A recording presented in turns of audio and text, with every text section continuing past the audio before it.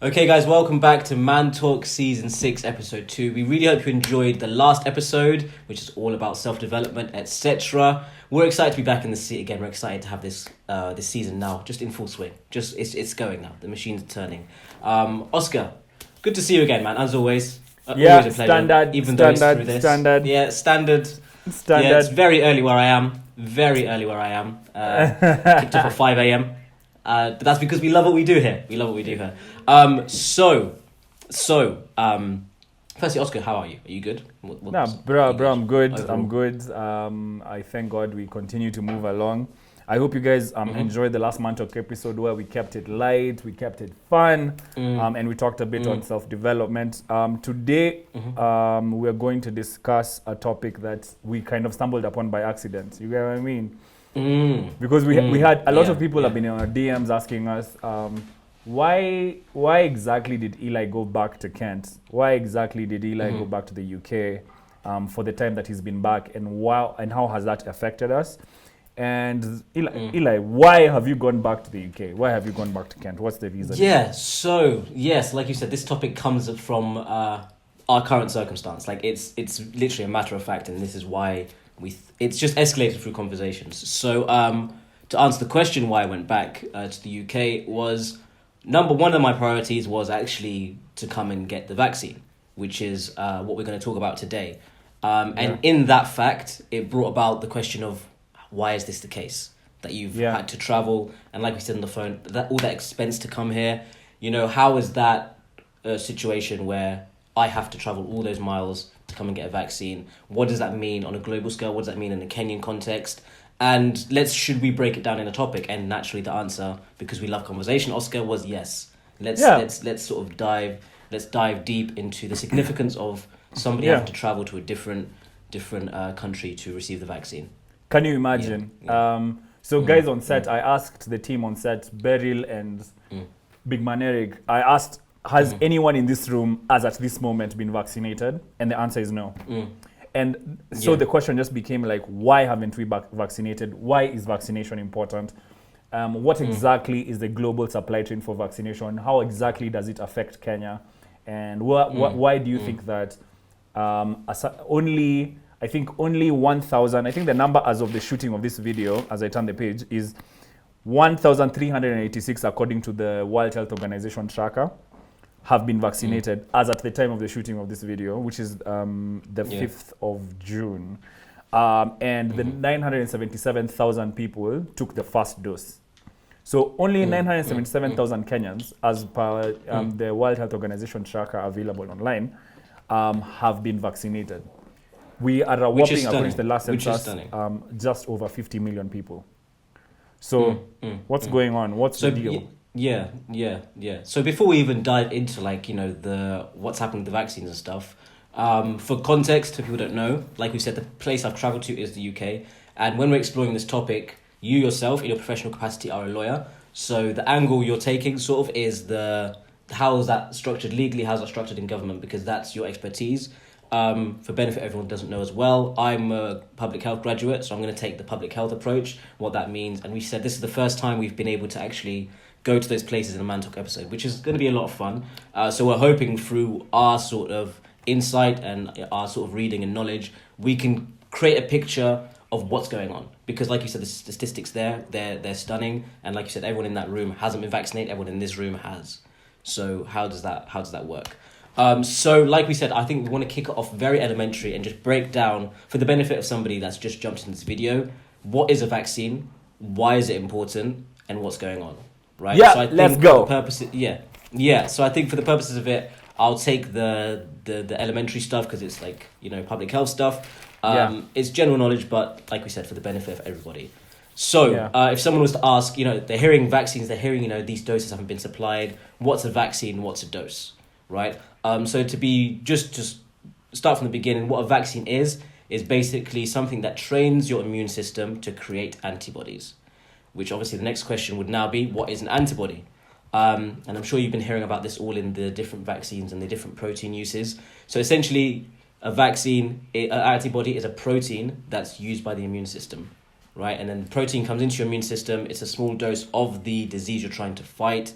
And what it does is it creates a recognition system in your body, which means that when now you're in contact with that virus or that pathogen, your body now knows how to fight it, and it can create those codes to be able to now fight so you don't get completely sick.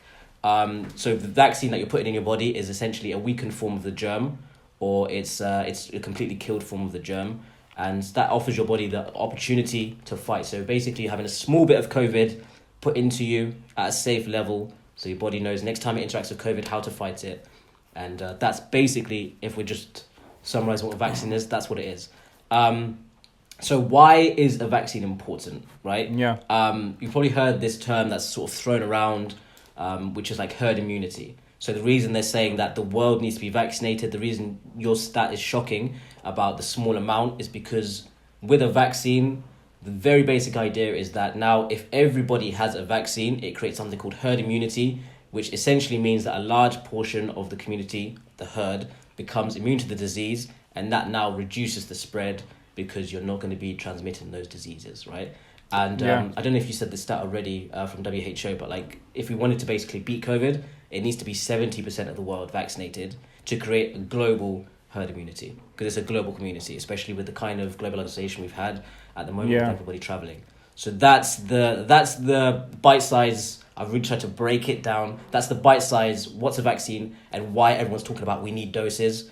Essentially, to make us safe, everyone needs to have a small bit. So the entire premise of having vaccination is to create herd immunity. Is that what you're saying?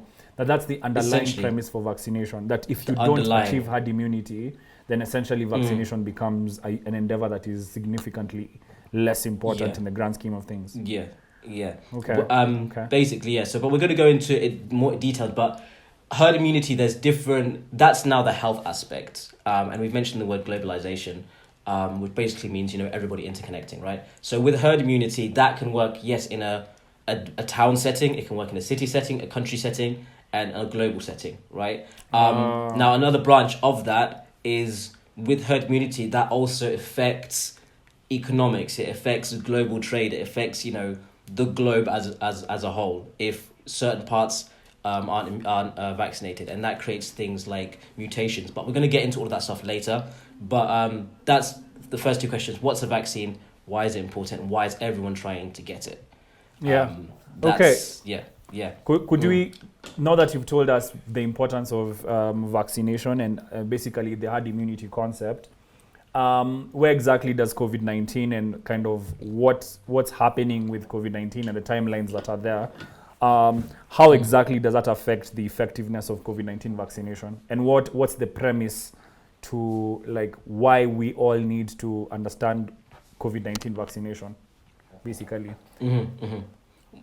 Why you need to understand or receive, would you say? Why we need to understand it as individuals, or why do we need to receive it as individuals, the vaccine? Yeah, why is it? Obviously, you've gone through. You've explained to us what the COVID-19, not COVID-19. So you've explained to us what vaccination essentially is, and the kind of the rationale behind why vaccination is important. So the question I have to give back to you, just to throw it back to you, is how does COVID-19 relate to the question of vaccination? Why is it important that, where does the coronavirus come in play when it comes to vaccination? Can you relate those two things? Okay, so COVID-19, as we all know, on a basic level, is a disease that has been basically plaguing the world, right? So when you have something like that, which is we're calling an epidemic, so it's obviously started as an endemic in China as we've come to know it. That basically means that it's sort of a localized disease, right? Then it's spread through the globalization that we've mentioned, which means that in 2021, everyone takes flights, everyone goes to different places. Naturally, through that, it means that transmissions of that are higher, right? So it means that because we're globalized, it goes from endemic, which is local, to now pandemic, which is now pan around the world. So it's endemic. Just a second. Just not to push you. Endemic. Epidemic, pandemic. Okay, yeah. So basically, it's a disease that's found in an endemic. It's a disease found in a particular or certain area. It's a particular or certain area, right? Yeah. And then a pandemic is like when we say Pan Africa, we talk about just the word pan basically means it's now across the board. And then an epidemic is essentially when it's reached a certain level of crisis, is when you call it now an epidemic. Yeah. Great. So those are basic terminologies that we can. So epidemic also refers to the timeline as well, because you can have a widespread like loneliness or depression, but it's not an epidemic until it's like, in a particular amount of time in the community. But so we saw the spread very quickly, so we're like, okay, now we're in an epidemic because it's also referring to a time frame. Okay. So I hope that gives now a nice picture. The final terminology we've heard flown around. I hope everyone knows what this is, but it's obviously the World Health Organization, right? So everyone's like, okay, it's kind of self-explanatory in the title, but like we say, we want to break down everything before we now dive into the topic. Basically, the World Health Organization is the agency of the UN, which tackles anything to do with health on a global scale. So it provides leadership, research agenda. It sets standards that everyone has to abide by, and that's why they're fundamental in the fight against COVID, because everything's going to be informed through that body and that agency. The World Health Organization. So we're going to be referring to them a lot, but that's what that is. So we're going to get. I think you wanted to talk about the three pillars. Of a certain. So thing. Basically, when we're thinking about, so let's now talk about the global supply chain when it comes to vaccination, because one of the big things that you're going to understand, especially when you do the research, is that you're going to find that there are certain parties that play a very, very critical role in ensuring that you as an individual get vaccinated. Like Eli said, the first name that you need to care about as a Kenyan is the World Health Organization, because this is basically the UN structure where health and medical healthcare affairs are run on a global scale. So the World Health Organization has a lot of responsibility when it comes to what will happen when it comes to crisis situations like what we've had with the coronavirus pandemic. And it's very, very important that they are basically the starting point for any health emergencies throughout the world. So like Eli has pointed out, the World Health Organization is one of the key parties in the great drama of the coronavirus pandemic. Another very, very interesting party in the entire affair is ACTA, which is the Access to COVID-19 Tools Accelerator. I have my notes. So basically, it's known as a global collaboration to accelerate the development, production, and equitable access to new COVID-19 diagnostics, therapeutics, and vaccines. So that's ACTA. So it's essentially a G20 initiative. For those who don't know what G20 is, these are the 20 largest states, 20 largest and most powerful states in the United Nations, where they, through Mohammed Al-Sadan, I hope I pronounced that right, on 24th of April 2020, announced the Global Collaboration Initiative. So what that initiative essentially is it's a cross-discipline. So this is basically an initiative that gathers expertise from across various healthcare areas, various professions, and various, for example, lawyers, pharmacists, Medicare, public health professionals like Eli. All these people have been put together in a support structure to enable partners to share resources and knowledge. So that's the reasoning behind it. So basically, when the coronavirus pandemic spread throughout the world, there was a need for government intervention and multilateral intervention so as to ensure that the human race can survive this entire ordeal. So as you can see, this is one of those moments in history where humanity itself is tested, because that's essentially what a pandemic is. Humanity itself is tested by this. So basically, so ACTA basically is based on 4 pillars. The first one is vaccination. So vaccination is one of the pillars, and it's run as COVAX. And COVAX is run by Gavi. What the collaborating partners who are in charge of that specific aspect of the initiative is Gavi, which I will explain, and CEPI, which is another institution I will explain shortly. And then they also have diagnostics, which is run by other collaborating partners, therapeutics, and health systems connectors. So all these 4 pillars are what make up ACTA. Of course, for this specific episode, we're going to focus on COVAX, which is a very, very essential, provider. I'm sure all of you guys have heard the Ministry of Health, especially if you're Kenyan, saying that we are getting a lot of our vaccines through the COVAX facility. We'll be getting into what exactly the COVAX facility is and how essentially it's been helping us as Kenyans. So, so that's Quick what one. ACTA is basically. It's the initiative that caused there to be COVAX, which is run by Gavi and CEPI. If you get confused, raise your hand and inbox us. We found this research a bit involving. So let's now talk about Gavi, because Gavi is a very, very essential part. Remember, guys, COVAX is essentially a worldwide initiative. So basically, when you look at ACTA, there are 4 pillars. Let's start from there. When you look at ACTA, there are 4 pillars. What are these pillars? Vaccination, diagnostics, therapeutics, and health systems connector. The one we need to focus on when it comes to understanding vaccination is COVAX. So what is COVAX? Everybody talks about COVAX. So COVAX stands for COVID-19 vaccines global access. So what that is it's a worldwide initiative aimed at equitable access to COVID-19 vaccines directed by Gavi, the Vaccine Alliance, and the Coalition for Epidemic Preparedness Innovations, which is CEPI, as well as the World Health Organization, WHO. So when you're looking at COVAX, what essentially we're talking about is Gavi, CEPI, and the activities of the WHO around equitable access to COVID-19 vaccines. And equitable access is a big thing because, like Eli has said, without herd immunity, essentially what we're doing when it comes to vaccination is basically moot. So until the day we achieve enough herd immunity to stamp out COVID-19, it's going to be a reality for all of us who are alive today. So that's what COVAX is. Its job is to ensure that the equitable access to COVID-19 vaccines. Now, let's focus on the people who are involved in COVAX. So the first guys are Gavi. So who are Gavi? So Gavi are a public-private global health partnership whose goal is to access immunization in poor countries. Now, most people would think that the problem of immunization has been something that has been protracted by the coronavirus pandemic. But you'll know that we've had, especially for low and middle income countries, we've had huge issues when it comes to vaccination. Gavi proudly states that it's vaccinated over, I think the number is, if you ask me, quite interesting.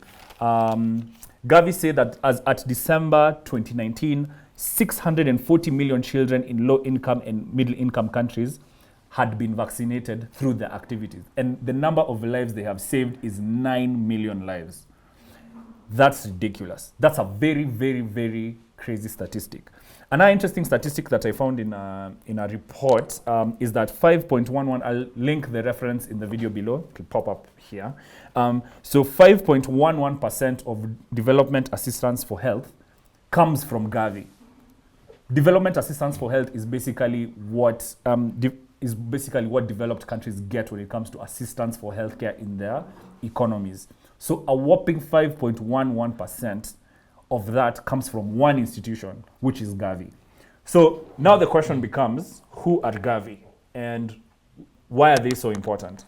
So basically what Gavi is it's basically an organization that brings together developing country and donor governments, the World Health Organization, the United Nations, UNICEF for children, the Fund for Children, the World Bank, the civil society, and one of the most important players are the Bill and Melinda Gates Foundation.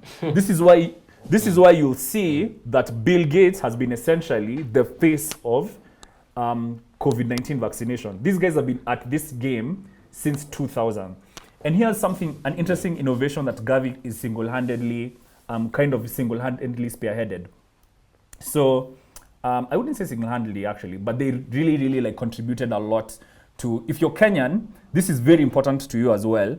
There's a vaccine called a pentavalent vaccine, which is a 5-in-1 vaccine with 5 individual vaccines combined into one. So it vaccinates against diphtheria, tetanus, whooping cough, hepatitis B, and Haemophilus influenza type B.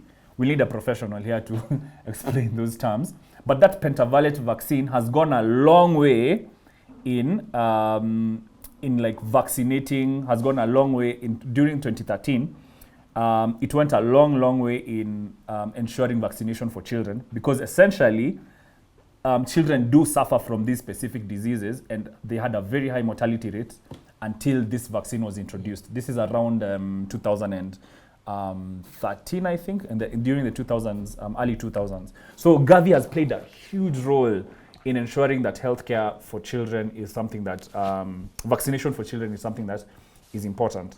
Now, so that's Gavi. I've introduced it to the best of my ability. If anyone wants to reach out to us and give us more information on this very interesting company, please do.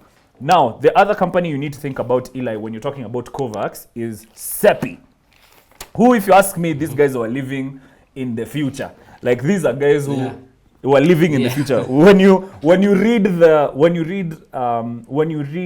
kind of the material that they have out on epidemiology and how they're thinking around epidemics and how it could affect the world, right now what we are experiencing is something that they essentially foretold.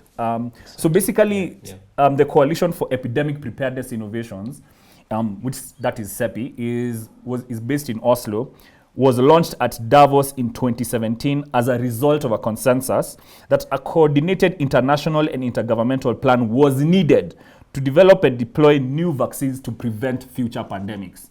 So essentially what they were saying is, in the event something that COVID-19 happens, this is in 2017. This is 5 years ago, I think.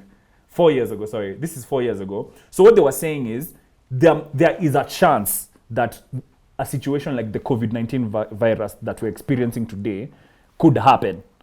And they did it quietly in Davos, and they have certain approaches that I found to be very, very interesting. So what CEPI does is that they are basically the guys who with the plan when it comes to the creation of vaccines, so that we can have they are basically a preventative measure against future pandemics. Now, so the approach is something I found interesting that I think everyone can kind of understand when just from the reading of their material. The first approach is the just-in-case approach. So basically, they have investigational vaccine stockpiles. So they basically have stockpiles of probable they create vaccines that could be very, very important in the event of certain pandemics happening. So they do the research, and then they have a just-in-case approach. So they have certain vaccines stockpiled in the event of pandemics coming from certain pathogens. That's the first approach that they have that I found interesting. Then they fund new and innovative platform technologies with the potential to accelerate the development and manufacture of vaccines against previously unknown pathogens. So from them, they say within 16 weeks from identification of the antigen to product release for clinical trials. So these guys have a timeline of 16 weeks. When a new pathogen is discovered, and there's a new and innovative platform which can accelerate the development of these new vaccines that inhibit the growth of these pathogens throughout the human race, they fund that. So basically, they put cash into those new platforms so that they can ensure basically the security of like the healthcare of human beings. And then the third approach that's very interesting is that they coordinate activities to improve our collective response. Basically, you'll find that epidemics are run on a time basis. So every second is crucial when it comes to an epidemic. So CEPI in 2017 came up with a pipeline through which they can support and coordinate activities that improve government response, multilateral response through state and government agencies, our reaction to epidemics as and when they arise. So this is 2017 that they were saying these things. So basically, CEPI and Gavi and the World Health Organization are essentially what represent the crux of COVAX. There's a lot more interesting stuff when it comes to CEPI, because I found that very interesting, because essentially this is innovation in real time. That's kind of my introduction to those pieces of the puzzle. So when you want to understand the question of vaccination, start with especially COVID-19, understand what ACTA is, understand what it does and why it's important, understand the roles of the World Health Organization and why that is important, understand who COVAX essentially are, and how the Bill and Melinda Gates Foundation, through their donations, have been facilitating funding for this specific aspect for years, and it's been going on relatively quietly. So yeah, that's the first basis. So Eli, I don't know what your thoughts are on that. I don't know what your thoughts are. Yeah, so that's I hope guys have taken that information in, because it's so important to understand how these pieces sort of come together. Yeah. And I think you've explained it very well. And so I think what I'm going to take from that is I'm going to dive into what COVAX is, because you mentioned how those pillars are so essential, and through those Gavi, through CEPI, through WHO, that's how we've now come to this new access portal, which is COVAX. And I think that's the next step of this conversation. So when I'm talking, referencing to Gavi and CEPI, Oscar's very nicely put what these guys are and why they're important. So now when we're talking about COVAX, you realize how these pieces are coming together. And that's now going to come to give us a snapshot of the globe right now in terms of vaccinations, and then the Kenyan context in more detail, which Oscar is going to go into. Yeah. I hope you guys are enjoying this so far, by the way. I hope it's not too heavy, but it is important because you watch the news, you're hearing all these buzzwords. It's very important to understand where this is coming from. So if we're going to ask ourselves, I think you've mentioned the basics of what COVAX is very nicely, but how did it sort of come to be, right? How did it sort of come to be? So like Oscar's mentioned, these institutions, these bodies, they are all in the interest of solving the world's problem when it comes to viruses.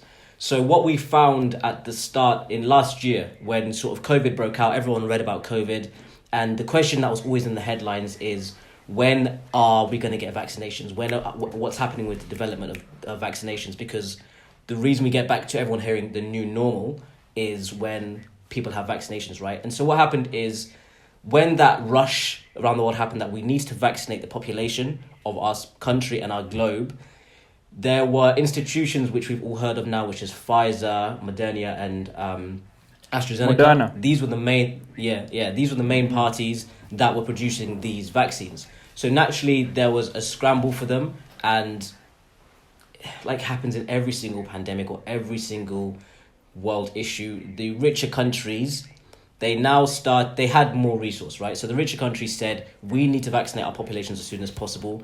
So essentially, they came with government money, and then they went to these manufacturers and they said, we want to give you a few billion here, a few billion there, to help you develop these vaccines. In exchange, when these vaccines go through the proper phases of testing through the WHO, etc., we want a certain amount because we've given you this money. What that meant and these are called bilateral deals, when a government now deals with a business independently.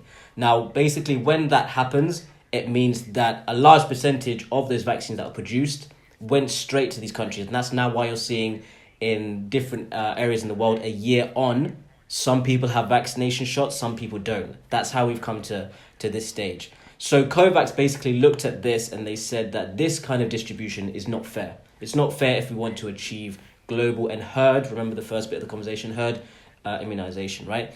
So basically what they did is they got all these countries to sign up and basically say that now to better the distribution of these vaccinations, it's going to be a case that COVAX will now be the ones that you give the money to, and then we pay out to these manufacturers, and then they're now going to give it to us, and then we distribute around the world. Why that's important is because people like the US, I think it starts with Canada, the highest that bought the most vaccination doses. They've bought 5 times the amount that they need for their country. Let's just deep that. They can vaccinate their population 5 times over, right? I believe in the UK, they can vaccinate their population 3 times over. Now we're starting to see the trend of why people have got vaccines and why people don't.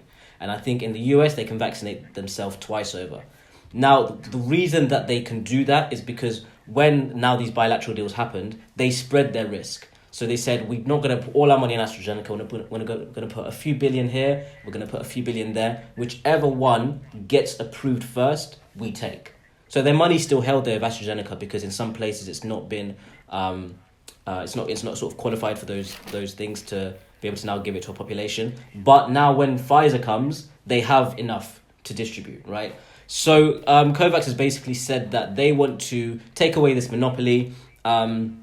where the rich countries have given the money. So I think 180 countries are involved at the moment, and the goal of COVAX is to initiate 2 billion doses this year to poorer countries, right? Essentially making that they can vaccinate about 27% of the populations of these low and middle income countries, which will vaccinate the vulnerable people and the key workers, right? So that's now what COVAX is trying to do. Now the issue that arises is they said to these countries, yes, sign up for COVAX, and they're going to do that. So America said, yes, we'll sign up, we'll give you all this money, but they want to have their cake and eat it. They're saying, yes, but our bilateral deals that happened before COVAX still stands. So yes, this now begs the question, why have you signed up then? Because you basically said, yes, we're all for equal distribution, but we're not going to change the deal that we made before that. We're still going to vaccinate our population and hold on to this. We saw this happen with swine flu, where I think the same thing happened. They hoarded these vaccinations when they realized it, and then they pledged to give these vaccinations to other countries. But then when they realized they hold on to that until they realized swine flu was not that bad. Then they said, okay, yeah, we can now give out these doses. So essentially, COVAX is a very good initiative because it's responded, right? But then you beg the question, have they responded too late? Because in my opinion, this is just my opinion, which can be wrong, I think COVAX is fantastic. It's going to work to a level. I think the targets they've hit are quite ambitious. It's going to work to a certain level, but it's going to work for the next pandemic better. This pandemic, they kind of missed the boat because these bilateral deals that I've mentioned had already been cut. So we've seen, I think, I'm trying to find the stats on here. I think it was something like 96%. Yeah. I think it was 96% of the vaccinations were bought up already. Like they were already bought up before distribution. So now we find ourselves as someone like Kenya and someone like South Africa, we're sat there thinking, okay, there's vaccines in the world, but we can't even get access to them. I think South Africa has bought enough for 70% of their population, but they're not going to get their vaccines until much later because they came in not at the manufacturing point, at slightly later in the development of these vaccines. And now the reason this monopoly happens is because the countries that have done that, they just have that much disposable resource to be able to put that amount of budget behind that, where some countries don't have that much money to take those risks because they need it for other situations. When we're talking on the phone, I said I don't want to go down this road, but you now ask yourself the question, why are these countries so much richer than other countries? Because if we talk about things like resources, talk about things like where did that money come from, you'll find that it's one globe.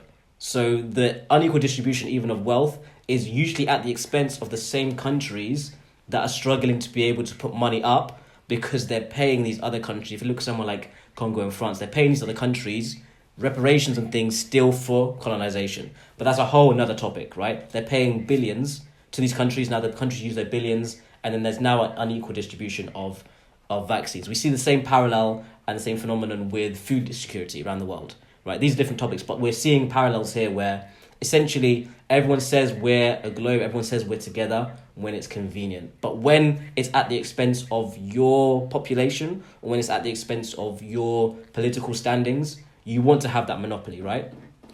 So COVAX is fantastic. That's essentially what it is. That's how it sort of came about. The interesting thing with if COVAX works is that what you find in just on a public health standpoint, and I think we've heard this term a lot, and I think you like this quote, it's like we're not safe until all of us are safe. What that quote basically means is that if, for instance, and we've seen this very, very literally in the last few months, if somewhere like America, somewhere like the UK vaccinates their population, but they're leaving out places like India, they're leaving out places like Nepal, then you're going to find that there's a globalization. So if those variants are going to develop over there because they're not vaccinated, like we talked about, it can mutate, right? So a virus mutates. So you'll find that in India, so many people haven't been vaccinated, the virus gets stronger and it mutates to something harder now to vaccinate against. So it's kind of counterproductive to just vaccinate your population, because no man is an island on this globe, to vaccinate your population and then in another place in the world, the variants are mutating, and then you're going to find another problem where now you've got a new variant that we're always hearing, the Indian variant, which I have a problem with the branding anyway. But I'm going to find these new variants in your country. So COVAX is basically trying to take away the monopoly so that we achieve global immunization, because that reduces variance and that creates a more equitable environment for health. I was reading the document from basically describing the COVAX facility, and you'll see that they expressly say, as in this is in black and white, they're saying, and because they're calling it an investment opportunity, okay? So they're calling it an insurance policy for some governments. It's an insurance policy to ensure that countries are able to access these vaccines. And one interesting statistic that I also read is, as at 30th November 2020, more than 10 billion 30th November. So more than 10 billion doses of vaccines against COVID-19 had been pre-ordered, with all 27 member states of the European Union, together with 5 other rich countries, having pre-ordered about half of it. Now, having made those pre-orders, they've pre-ordered half of it, and in the contracts, they have options written in to order extra doses, and there are still negotiations that were ongoing at that time that were not yet disclosed.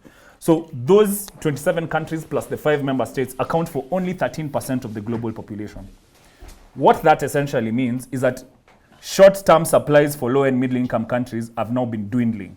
So that means that for COVAX being an insurance policy for these wealthy countries, for us countries that are developed, like for me who lives in a third world country, COVAX is a lifeline. And I'm going to show you how important the COVAX vaccination has been for Kenya. I think now is actually the best time to get into where has Kenya's basically COVID-19 supply been coming from. So the Cabinet Secretary of Ministry of Health, his Honorable Mutai Kagwe, stated that there are 3 I'll link the reference below. Stated that there are 3, essentially in a public statement, stated that there are 3 sources through which Kenyans are getting the COVID-19 vaccine into the country. The first one is through government-to-government donations. So basically those, and I don't think that's why Gavi was made. Gavi was meant to ensure widespread and equitable. When you say the word equitable means that there is a sense of, there's a sense of equality. There's a sense of proportional allocation when it comes to the COVID-19 vaccines. So for us, developing countries, if today is June 2021 and only 1 million Kenyans out of a population of 50 million have been vaccinated, only 1,386 have been vaccinated, there's no way you can come and tell me that these vaccines have been distributed equitably. But we'll get into that. So for Kenya, government-to-government donations is what we've relied on. Recently, we had 100,000 doses donated to us by the government of India. Then we had the COVAX facility, which is the bulk of where our vaccination doses are coming from. Because, like I said, and like you've rightly explained, for these governments, like you've rightly said, from a supply chain perspective, they already had bilateral agreements with the individual manufacturers. So for them, the COVAX facility is not a lifeline. It's not essential for their population. But for us who are in these developing countries, the COVAX facility is. And you see statistically, the COVAX facility has given us 1.1 million doses. 1.1 million doses are what have come to Kenya through the through the COVAX facility. And that is essentially what has immunized the bulk of our population. Our population is still waiting to receive more vaccines. If you look at media reports, there has been a shortage because I think there's been a processing shortage that's been going on when it comes to the COVID-19 vaccine. So basically, he said the government of India, bilateral agreements, which are from government to government through government donations, the COVAX facility, which now statistically has been giving us most of our vaccines, and the African Union facility, which we are yet to implement. So when we talk about the African Union, that is another key player for Africans. The African Union is essentially the coalition of governments that is meant to further regional development in Africa. So the African Union have the African Center for Disease Control, which is meant to track diagnose and assist Africans and member states of the African Union in the tracking and how can I put this? The Africa Center for Disease Control is actually meant to, let me Google it. I mean, why struggle? Let me Google it. My laptop is right in front of me. So basically what Africa CDC does, I want the exact definition, guys, so that we don't deviate even a bit. So basically, the African Centers for Disease Control and Prevention is a public health agency that supports the public health initiatives of member states and strengthens their capacity of their health institutions to deal with disease threats. That's like the general understanding. So it's meant to capacity build health institutions in member states in order to go through viruses such as this. And one of their big initiatives has been the Africa Medical Supplies platform. So it unlocks immediate access to an African and global base of vetted manufacturers and procurement strategic partners, which enable AU member states to purchase, equipment, PPEs, and medical equipment such as PPEs, and to also purchase the vaccine. So it's a platform through which African member states can purchase the vaccines through vetted manufacturers and strategic partners. Now, of those strategic partners, you'll find another name that has been said a lot, the Bill and Melinda Gates Foundation. Okay, so you'll see it there also. And then you'll also find that there's another strategic partners. I'm sure we all had that rumor going around about vaccines being at the airport and not being collected. Alibaba is one of the strategic partners for the Alibaba Foundation is also another one that is a strategic partner of the African Medical Supplies platform. So Kenya gets its vaccines in those three ways. There are certain unique issues that you have to think about when it comes to vaccination, COVID-19 vaccines and the supply chain around that. So I wanted to understand, when I was doing the research for this specific topic, I wanted to understand perhaps the problem that we are having is that there are certain unique aspects of the COVID-19 vaccine that is hindering basically the distribution of vaccines across African countries. As you can imagine, we are a tropical country. So, so obviously there are certain hindrances when it comes to that. So first, before I even get into kind of the supply chain and the unique problems that are there, what I was reading for that is the COVID-19 Vaccination Supply and Logistics Guidance, interim guidance, which was published on 12th February 2021 by the World Health Organization and UNICEF. I suggest that everybody go and read it. And expressly, just like we had supposed, supply chain readiness, verbatim, is key to efficiently deploying COVID-19 vaccines to the target populations in line with defined vaccination strategies. So it's very, very essential that your supply chain as a government is ready to deploy these vaccines across your population. Otherwise, in very many instances, it might not necessarily be effective. One of the things that I found very, very interesting is that as at January 2021, over 200 novel coronavirus vaccine candidates are under development, of which 64 are in clinical trials. So basically, as at today, when we're thinking about supply chain readiness, we have to ask ourselves, how many vaccines could there potentially be so that we can supply these vaccines across our population to ensure that we achieve herd immunity, like Elide has said. So the number that is there as at January 2021, according to that article, is 200 novel, vaccine candidates which were under development, and 64 had advanced to clinical trials. So if you want to track that in your own time, you can check out the London School of Hygiene and Tropical Medicine. So it has an interactive tool that tracks the progress of these candidates' vaccines, so that you can kind of find out that, maybe it's not just AstraZeneca, Pfizer, and Moderna that will be there. Maybe there are others that will be coming in. So that's just a nice point to chew on as we go through kind of the supply chain readiness and how certain unique aspects of the vaccine could affect us. One of the unique aspects is that within those vaccines that have been developed, there are certain vaccines that have an ultra low temperature cold chain profile. So that means that these vaccines require to be stored in very, very low temperatures.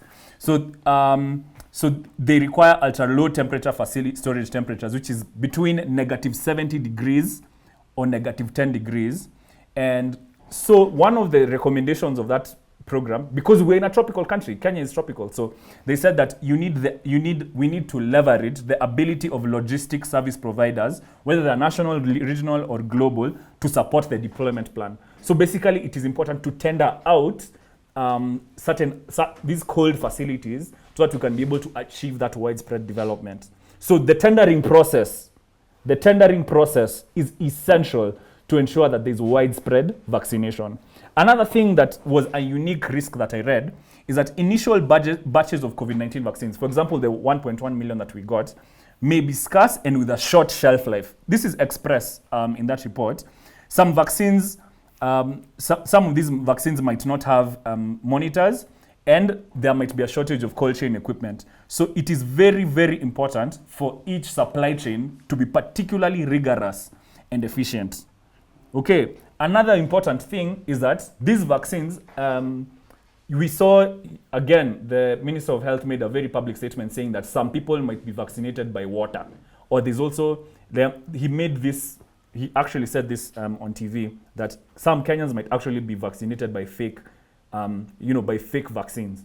And so to do that, he was discouraging illegal vaccination. So traceability of vaccines is also an important element of the vaccination supply chain and the supply chain readiness for countries like Kenya. Now, like you've seen, procurement is an essential part of vaccination. It is, like I've read, that's a UN report. This is not an opinion. It's a UN report. We're going to footnote it here. So the procurement process is an essential part of the vaccination process when it comes to ensuring that your population is well vaccinated and that the vaccine strategy is working. I hope we have established that fact. Now, the question now arises, how effective has procurement been in the Republic of Kenya so that we can be able to achieve this vaccination? That's the question, right? There. How effective is the procurement process when it comes to vaccination in Kenya? Now, you will be pleased to know that procurement and corruption are one of the biggest hurdles that Kenya has had to face. This is not something that is for debate, but procurement is a big part of why corruption is rife in Kenya. And we thank God that we have policies in place, we have laws and regulations that have been put in place by Parliament to ensure that corruption or pure procurement processes do not happen in Kenya. Now that's now leads me on to the next thing, which is another piece of information I discovered when I was doing more research, where the Office of the Auditor General, so basically, Eli, for your benefit, the Auditor General is basically the government accountant. He is the one who looks at his role is to look at each state agency and to look at the financial ongoings of each state agency and to audit them and to ensure that they are in line with the laws and regulations that are in place. The transactions in government take place in accordance with the laws that are in place. So these laws, just off of the top of my head, there are certain laws that are really, really essential when you want to understand government procurement. The first law is the Public Procurement, the PPDA, which is Asset Disposal Act. The Public Procurement and Disposal Act, which is meant to give guidelines to government and state agencies as to how exactly to procure goods and services from members of the public and how to dispose of government assets from public to private, turning assets from public to private ownership. So basically, the procurement process is governed by the Public Procurement and Disposal Act, which is the PPDA 2015. Then the second one is called the Public Finance Management Act of 2012. So the Public Finance Management Act, what that does is it essentially gives guidelines on how government finances are transacted by state agencies. So basically the preparation of budgets, accounting officers, and how they use those monies within those state agencies, all that is overseen by the Public Finance Management Act. And it is very important that when there are budgetary allocations for money to go towards certain activities or certain projects, that law, the Public Finance Management Act, is applied correctly. And then there's an overriding policy for procurement that Kenya really, really takes to heart, which is value for money. because of the scandal that has been around procurement in Kenya, value for money has been an essential component in the sense that when you buy something, when you spend government funds, there must be a proportional aspect of value for that which you have spent government funds for. In essence, that is what value for money is. And this is something that the government takes very, very seriously. And the Office of the Auditor General takes it very, very seriously. So in an audit report on the utilization of COVID-19 funds... How well have they typically in the past worked all together? This is not the first time, obviously, they've worked together. Right? Yeah. And typically, how has that worked in other... So essentially, you could say that, yes, there's been a lot of reported, because these are relatively new legislations, 2012, 2015. So the way they function is largely to highlight what they are doing right now is flagging a lot of the irregularities that have been there. Because like I said, Kenya has had a very, very dark history of corruption. And these regulations are only now shining a light on how deep these problems are. So all the function of regulation as it is right now in Kenya is to correct and protect. And it's been doing that. So this audit report from the Auditor General really, really helps. So they did recently, there was obviously, I'm sure everyone read about the KEMSA scandal, which is the Kenya Medical Supplies Authority. So another government body which has a responsibility of supplying medical equipment and medical facilities for the benefit of the Kenyan Republic and for the benefit of Kenyan citizens. That is actually a state corporation that has been formed as such and is meant to carry out that mandate. So the Auditor General actually, through the request of Parliament, did a special audit on the Kenya Medical Supplies Authority because of allegations that certain procurement, like I said, procurement is a very, very important part of supply chain readiness, which is procurement is a very, very essential part of how Kenyans can get vaccinated, on the vaccination process for Kenyans. So basically the supply chain, so basically the Auditor General was given instructions by Parliament to audit basically the Kenya Medical Supplies Authority and certain transactions to confirm whether that there were irregularities in the procurement process that was there in the purchase of COVID-19 supplies. So this is face masks, gloves, and other goods. And it's a very long report. It's available online. I encourage all of you to read it line by line. So does it include vaccination? Vaccines as well? Yeah. Did they also audit the vaccines, or is it more to do with public that's a health good question. Resource? That's a good question. That's a good question. Do I want to open that can of worms and actually read and confirm whether the actual vaccines were? So let me read because there's a lot of goods that were there's a lot of goods that were meant to be supplied. So what I'm seeing is plain tubes, vortex mixers, COVID-19 HPTs. There's a lot. There's basically, Eli, I don't think that it's wise for us to actually get into it. Yeah. Okay, Oscar. So you've basically said to us that there's these bodies within government that you've said potentially, and this is just potentially, might have been compromised in terms of distribution of essential PPEs, which you said are protective things for the population. So that basically speaks to the prevention of the spread was already compromised. So that means that our spread was maybe higher because we didn't have those protective things given to us how they're supposed to. And so I wanted to find out, does it relate to the vaccine or was it specifically for the PPEs you mentioned? That's a good question because essentially, yes, the question is, okay, how does this relate to vaccines? It just shows that there's a huge gap when it comes to our supply chain and its readiness, because it essentially shows that if government could be compromised, if KEMSA was compromised in the supply of PPEs, then who's to say that it won't be compromised in the sense of supply of vaccines? Exactly. You get what I mean? Okay. So basically from a supply chain readiness perspective, that's a huge problem.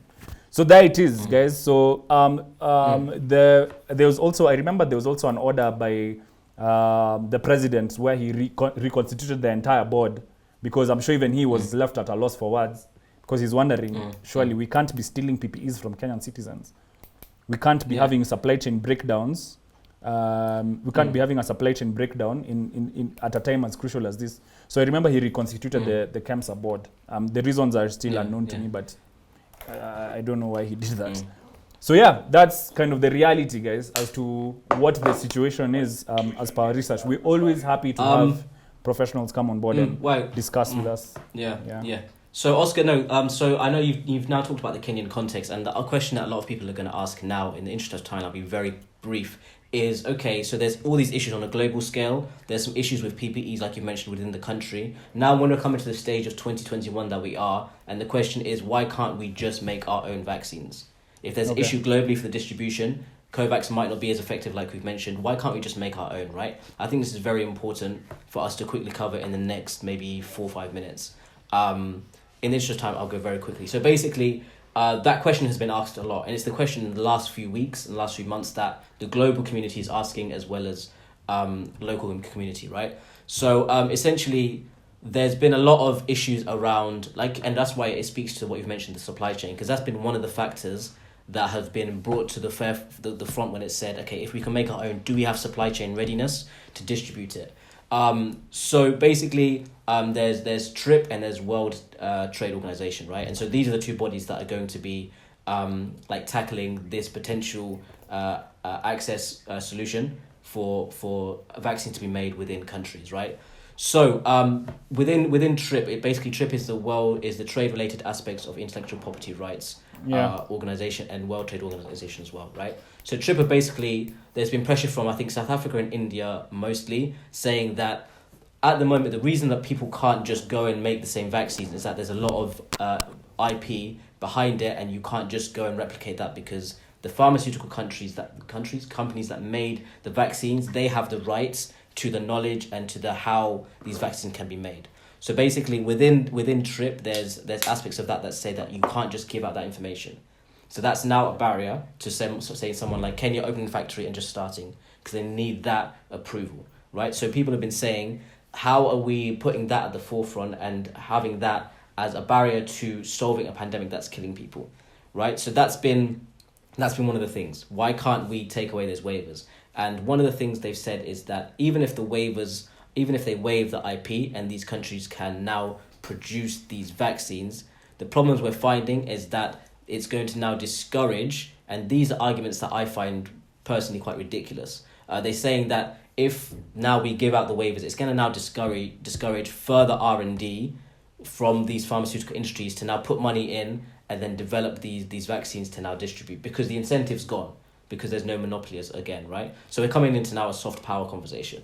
And also it's saying that now, like you're talking about supply chain readiness in different countries, that it's going to take a lot of time to set up those supply chains to be effective. You've mentioned temperatures, etc. It's going to take a long time to set up those supply chains, and also it's going to take up resource and time, which apparently we don't have, right? And so if we're going to break it down, I would love to go into more, but if we're going to break it down, basically they're saying it's so complex to make a vaccine. It's going to take too much time for us to even give you the information for these vaccines. But when I read that, I basically thought, okay, if we remember at the start of the pandemic when we were rushing to make a vaccine, we were basically saying that we've made it in record time. So from development, those bilateral deals, when they were researching and developing, they managed to do that in such a short amount of time. It begs the question, why can't that same kind of effectiveness be done if you've already got the knowledge now?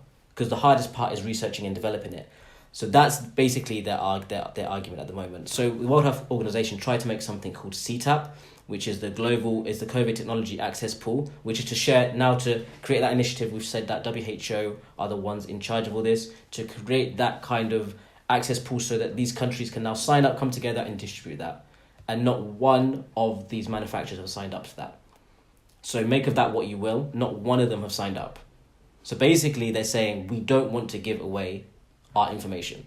That's in short what they're saying. And we've talked about, and one of the key players, why every time you mention Bill Gates, he's one of the key people saying that we shouldn't give out this IP.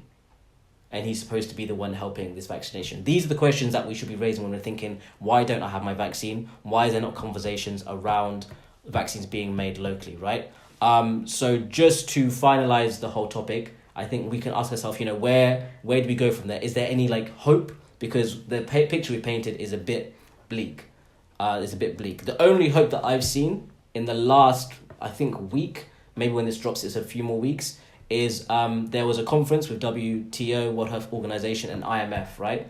And essentially we've talked about how globalization, we need each other to be able to firstly get healthy, but also we need each other to make money, right? If we're just breaking it down in an elementary sense. So the only hope I've seen is from the MD of the IMF, Christolia Galoli Georgina or something. I can't remember the name exactly. Yeah. But basically she said that, she looked at the picture and she said that IMF are very invested in COVID because two-track economic recovery and is bad for global economy, because if it's a two-track pandemic, it's a two-track economic recovery from this vaccine, this epidemic, right? Essentially meaning that the slower we solve this problem, the slower the economy of the world comes back to where it was. So what they've basically pledged is $50 billion in a 3-phase plan. Wait. You're talking about someone who's about to pledge 50 billion, forgetting her name. Her name is Kristalina Georgieva. We Africans can pronounce. Kristalina Georgieva. Yeah. Kristalina Georgieva. So the point is Georgieva. Basically the managing director of the IMF, right? Yeah. So essentially the IMF have said that because they can see that they need this for the economy to recover, the 50 billion 3-phase plan is to try to vaccinate 40% of the population by 2021 and 60% by 2022. And in the first 5 minutes, we said that we need 70% to create the herd immunity that we talked about at the beginning, right? We need 70% so the world can go back to normal, because even no man's an island, we've talked about all of that. So essentially, her plan is to increase the COVAX vaccine donation pool with this money and the surplus donations from these countries that basically hoarded, like Canada, America, and the UK, to distribute that through this 50 million by creating incentive, and then also prevent downward risk of the variants. Because we've said that if you don't vaccinate everyone, variants occur, right? So they wanted to invest in production capacity. Like you talked about supply chains, I've talked about why can't we just make our own? So they want to invest in that to create at least 1 billion doses, right? And then diversify production. So you've got people like the IMF basically saying, we look at the money, and if we want to all make money again, we need to be investing in these pools and in these areas of the response to COVID, right? And then obviously increase public health practice, like the PPEs that we've mentioned, because she said that it works, and if it works, let's double down on it and invest more in there, right? Another player in that conversation was Dr. Ngozi, right? That one I'll pronounce because she's a mama, but she's the Director General of the WTO. So essentially the 3 fronts that she said, and this is why I'm saying there's good news, because these people in these very important positions are saying the opposite to what these independent institutions are saying and these governments, right? Basically, she said that they want to deliver on 3 fronts, which is free up supply chains of raw material and vaccines, which speaks to your point. We'll talk about the supply chain things, and then work on with manufacturers to expand and build new vaccines, and to promote the transfer of technology, which speaks to the IP waivers, right? So basically, all of these parties coming together, and the WTO being in charge of the IP and everything, it's looking like if this is now the kind of approach we're having towards COVID, there might be a chance that you're going to see maybe in Kenya, there's a factory built and we can start supplying ourselves, right? And now the next question would be about the supply chains that you've mentioned. Would the same thing happen with the vaccines? We can't go into that because of time. But I wanted to leave on a kind of high. Yes, the question we asked is, why haven't we been vaccinated? The question is, can we be vaccinated? And my opinion is, with these people like Dr. Ngozi and the MD for IMF, with these people having the right Kristalina Georgieva. Kristalina with these people Georgieva. With these people having the right approach to vaccination, saying that we need to take away the monopoly, with COVAX coming into play, we might see an even distribution of resource when it comes to maybe the next pandemic especially. But the hope is, yes, they've said 2023. The hope is if they manage to hit these goals with the 3-phase 50 billion plan, then 40% of the population might be vaccinated by the end of 2021, and hopefully 60% by 2022, which at least takes care of the vulnerable people, because that's about 27%, and it at least takes care of the key workers. So there is hope. Even though I'm here and there is hope. Don't tell me that nonsense. Don't tell me that with these factors coming into play. Coming into play, Oscar. Guys, this is now. If you think African youth and African youth leaders are going to forget this is not going to be easily forgotten. This is a literal example. No, this is a literal example of what it means to come from a third world country. You know, we've always been singing GDP per capita, but Eli literally had to take a plane to get vaccinated. He's nearly done, and I still haven't had my first shot. That's like, if it's starting to become very clear that there might be a world order, and Africans might be at the brunt of it. So Africans are going to need to start demanding more from this world for what is given, for what is taken from them. It's time for Africa to stand up. And it's not a new phenomenon. Yeah, and it's not a new phenomenon. And I think we're exhausted with being at the bottom of the barrel with these it's the most clear indication. Eli is literally Eli and I are very close, but we've had to make adjustments so that we can be able to just have this shoot. Even in this shoot, we've had to make adjustments because Eli needed to have his vaccine, and we have also wanted to have a vaccine, but in Kenya it was not a reality that could be achieved. So this is how businesses and people are affected. If you're wondering why Africans have been feeling like third class citizens of humanity, we need to start being really, really honest with ourselves. And on that note, I'd want to put up a quote by Antonio Gutierrez. He put up a tweet that I really, really found to be just a clear indication of what's really going on. So it goes like this. Vaccine equity is the biggest moral test before the global community. We must ensure that everybody, everywhere can be vaccinated as soon as possible. We cannot afford to split our planet and societies into vaccine haves and have-nots. That right there, vaccine equity, is what we will remember. Because as of today, only 1,940,000, only 1 million Kenyans, less than 1 million Kenyans have had their first shot. This is 1 year into the pandemic, and only 1,000 Kenyans, 386, have actually been vaccinated fully. Then that tells you that there's a big problem. And most people will point back to us as Kenyans, but no, you'll invite us to Olympics. Yeah. You'll invite us to the Olympics to run, but you will not give us the vaccines. Okay. Okay. Yeah. Okay. Yeah. It's not been forgotten. We've definitely noticed. The leaders of tomorrow, of Africa, will not forget this. Don't think that this is going to go by and as easily. We've already started seeing African countries taking back their resources, saying that they are the ones who will do the own value. Especially we've seen Ghana doing it. We've seen Ghana with the cocoa. The funny thing, the funny thing is, if this trend happens and the things I've said don't happen in terms of the billions and stuff being donated, then what happens again, Oscar, is now it reverts back to an endemic, and then we start saying that we can't go to Africa, and then trade messes up even more. So if they don't fix this, it turns into something worse. It goes back to an endemic. Fix it, because Bill. Otherwise fix we it, can't Bill. compete on the global scale. Mr. Bill Gates, Not fix Bill. it. I have no hope in that, man. No. Fix it. Fix this, because it's not looking pretty, guys. They said, vaccine equity, equitable distribution of vaccines. Fix it, because we are watching. Yeah. And we're not speaking. Also, I wouldn't say fix it, Oscar. Fix it. I wouldn't say fix. I would say fix the equity, but don't fix the problem for us. We need to have give us the tools to fix the problem. Yeah. Give us the tools and work together. Yeah. We got to work together. Yeah. But that was definitely a topic we needed to discuss.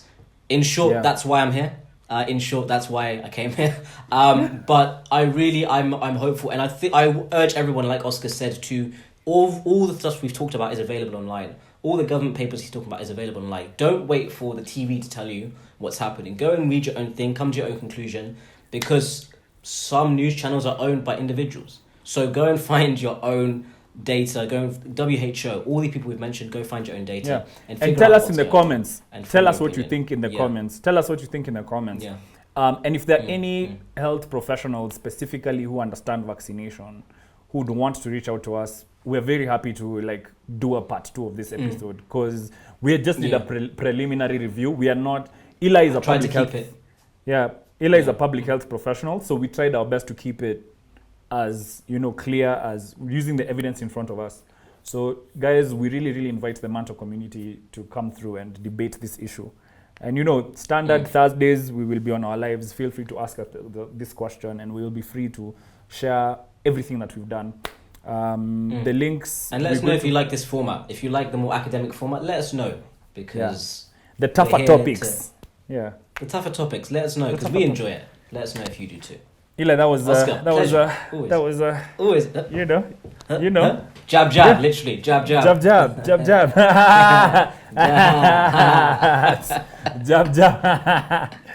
Aye, bro. That was good. Thank you guys for watching. Subscribe and all that good stuff, and make sure you share subscribe this video and give some information to other people. Subscribe. See you on the next episode on mantalk.ke. We know what it is. Wait till you see it. On. Bye. All right. Come on. Cheers. Nice.